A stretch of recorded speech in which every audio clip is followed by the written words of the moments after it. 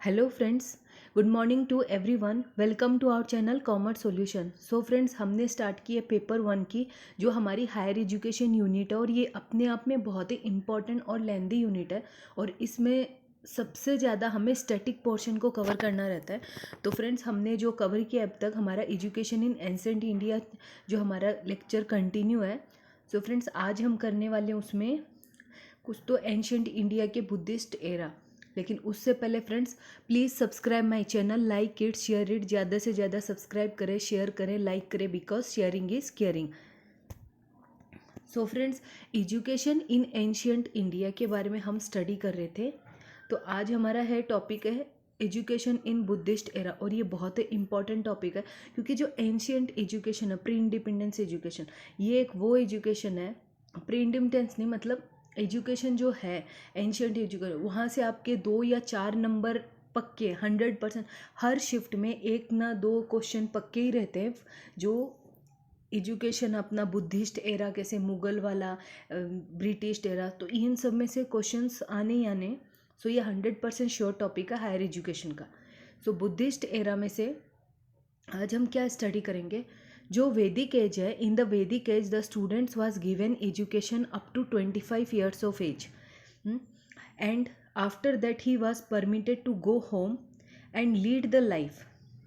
Buddhist education में क्या था? स्टूडेंट को क्या एजुकेशन 25 साल तक दिया जा रहा था, 25 साल की एज तक, और and after that he was उसके बाद उसे घर जाने को परमिट किया जाता था, बिकॉज अलाउड किया जाता था, एंड लीड द लाइफ, और उसके बाद वो अपनी लाइफ जी सकता है।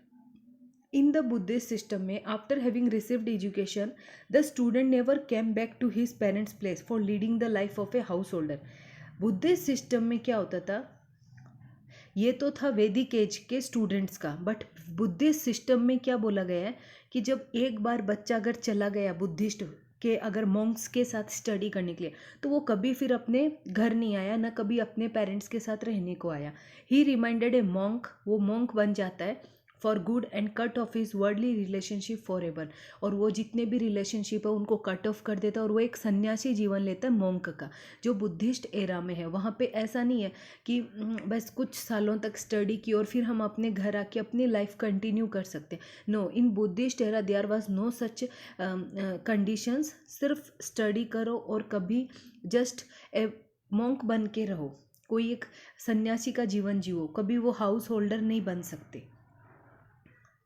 तो chief aim of education was to attain salvation. जो उनका मेन क्या था? सल्वेशन बनना। क्या? मॉन्क्स बनने, एक प्रचार करना, एक मतलब एक डिसिप्लिन देना, कि एक कुछ संदेश देना।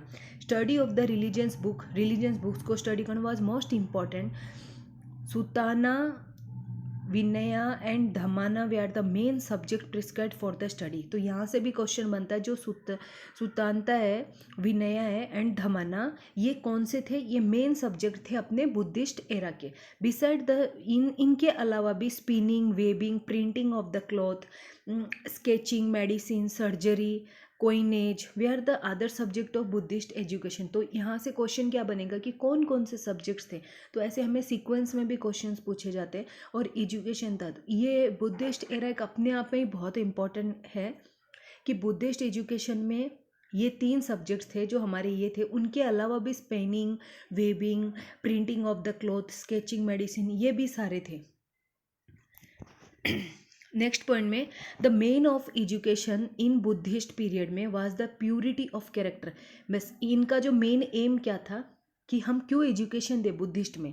Purity of character. जो कैरेक्टर है ना, वो एकदम प्योर होना चाहिए, कुछ भी नहीं होना चाहिए उसके अंदर, उस इंसान में ओनली और only purity. There was no jealous, no कुछ भी नहीं, ना कोई घमंड, ना कुछ नहीं, सब कुछ क्या होना चाहिए? प्योरिटी होनी चाहिए।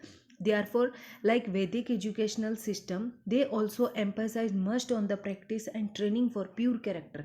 वैदिक एजुकेशन के सिस्टम में वो क्या करते थे? प्योर कैरेक्टर बने थे, ज़्यादा उस पर फोकस करते थे instead of psychological development of the students. मतलब वैदिक एजुकेशन अगर हम कंपेयर करें according to Buddhist era में, तो वो लोग वैदिक में क्या करते थे? स्टूडेंट को डेवलप करते थे साइकोलॉजिकली, बट बुद्धिस्ट एरा में सिर्फ और सिर्फ उनके प्योर कैरेक्टर को डेवलप करना है कि इस तरीके से वो ज़्यादा से ज़्यादा एकदम पूरी प्योर आत्मा बन जाए, वही चीज़ उनके बुद्धिस्ट की मेन एम था.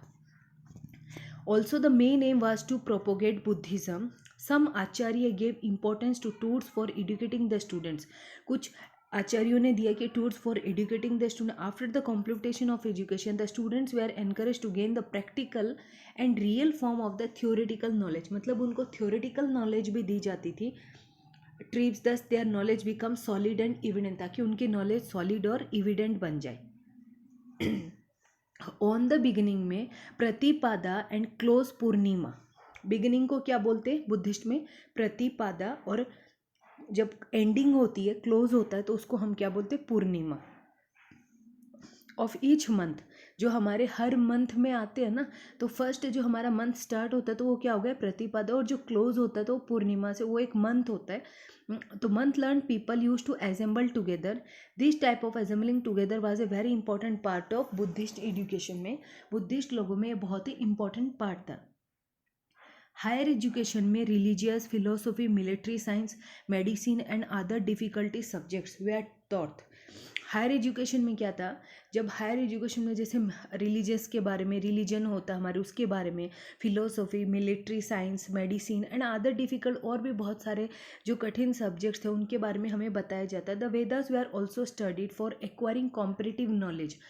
जो वेदास थे that also what also studied, उनको भी स्टडीड किया जाता फॉर एक्वायरिंग कॉम्पिटिटिव नॉलेज. हमारे वेद जो 4 वेदास है, we have to study for acquiring what new knowledges. Nevertheless the Arthaveda was not included in the curriculum up to the Jataka period. अब यहाँ पे एक क्वेश्चन आ सकता है MCQs में, PY का, कि जटाका पीरियड में ऐसा कौन सा वेद था जिसको क्यूरिकुलम में एडेड नहीं किया गया था? तो दैट वाज व्हाट? आवर अर्थवेदा. अर्थवेदा वो थी जिसको हमने अपने क्यूरिकुलम में एडेड नहीं किया गया था एट वट? जटाका पीरियड में. सो ये आप अपने स्टडी पोर्शन में नोट कर लें, बिकॉज यहाँ पे वही स्लाइडें बनाई गई है एकदम पॉइंट टू पॉइंट, जहाँ से क्वेश्चंस आने ही आने. Many monasteries viharas they are set up for the monk. बहुत सारे मॉन्स्ट्रीज और विहारा सेट हो गए थे. नन्स के डिबेट होते थे, डिस्कशंस होती थी, ये सारी चीज़ें वहाँ पे चलती थी. और मॉन्स्ट्री पैलेसेस कहाँ थे? मॉन्क्स स्टूडेंट्स कहाँ कहाँ से आते थे? China, Korea, Tibet, Burma, Ceylon, Java, Nepal and other distant country से जो बुद्धिस्ट स्टडी करना चाहते थे वो ये सारी जगह से आते थे. और जैसे मतलब they want to study, there was a craze of Buddhist era. In Buddhist period में there were many such centres where foreign students use to come for higher education में. हायर एजुकेशन के लिए फॉरेन स्टूडेंट्स भी आते थे Buddhist era में. अब among सच centres में उनमें से कुछ सेंटर, एक है Takshashila was notable. It might be called the spiritual capital of India of that time.